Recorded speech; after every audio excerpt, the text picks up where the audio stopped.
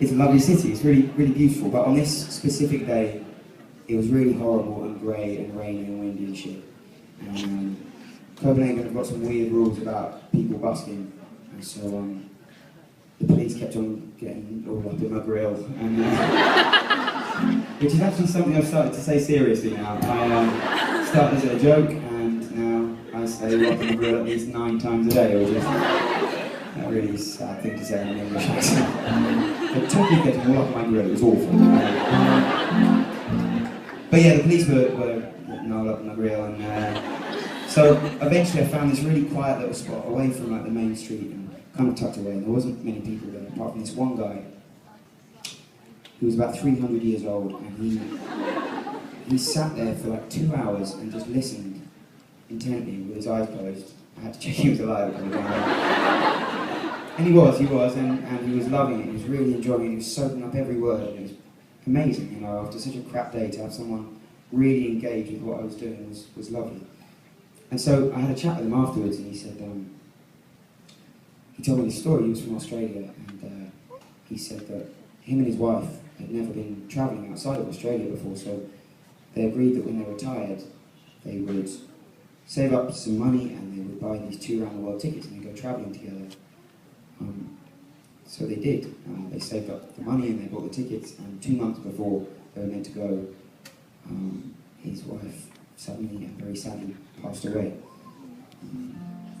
And it's kind of weird to be having such a personal conversation with a complete and utter stranger, and I walked away thinking, could you write a song about this? No, certainly not like Mr. Burns, anyway. But it stuck with me for a couple of days, and I couldn't get that chat out of my head, so I did start writing a song about it. I got to Zurich in Switzerland, and I was sitting outside my hotel there, and writing this song, and I was kind of stuck halfway through this song. I didn't know what else to say about this guy. And this woman came out of the hotel, and she sat next to me and just burst into tears, which is honestly quite often the effect I have on women.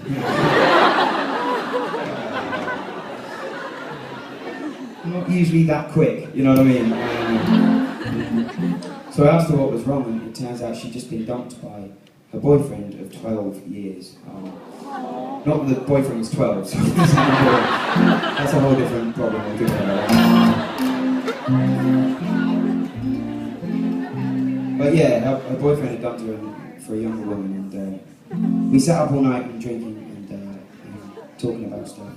So I decided to write the second half of the song about her. The song is like half as long as this ridiculous story, I'm sorry. But this song's been travelling alone, and it's for those 2 people, wherever they may be travelling. Don't blame me if you cry, because it's fucking sad.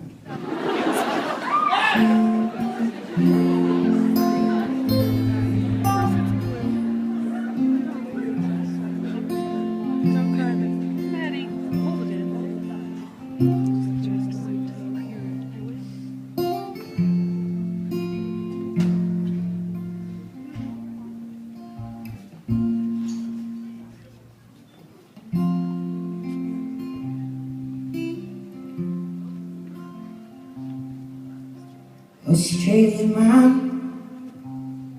Scandinavian town, kicking stones round the square.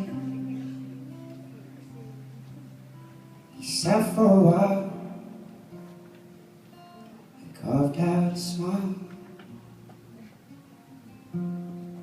as if someone would care. Said I'm a long way from the Gold Coast, furthest I've ever known.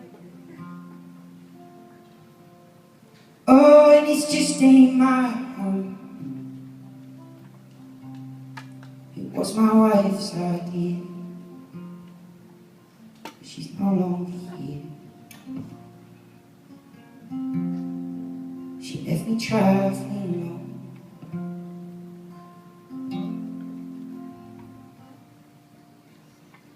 I never felt silent,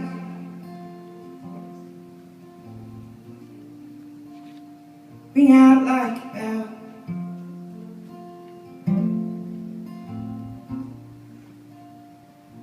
Never heard silence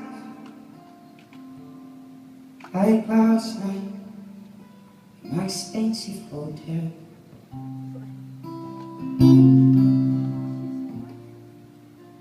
Where I'm love in a shadow, I'm trying to catch the wind.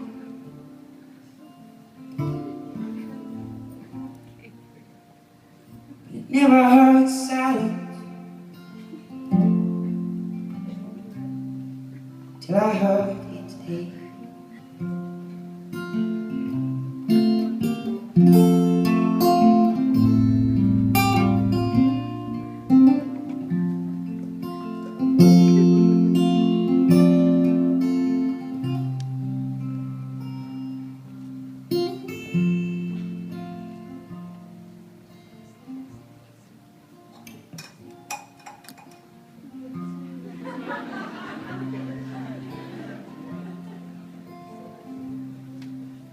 Attention, she's good. She walked out of the hotel, and I could still smell the smoke. The burning heart left inside. She said, "Man, we're all assholes. Life's a bad joke." She laughed and started to cry. See, 10 years with your smile, oh, and a lifetime of plans. You know I loved him to his bones, but now I've lines on my skin. He's traded me in. She left me traveling.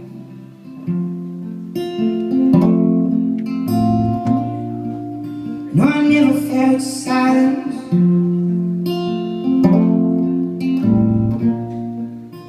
Come and hit me like a train.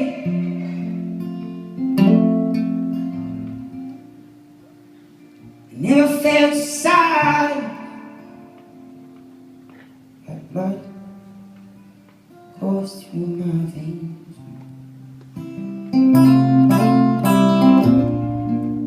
See, I'm love in a shadow, and I'm trying to catch the wind.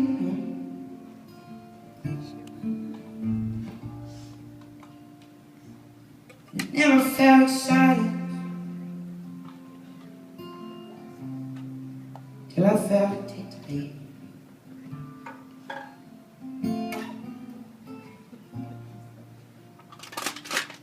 Never felt silent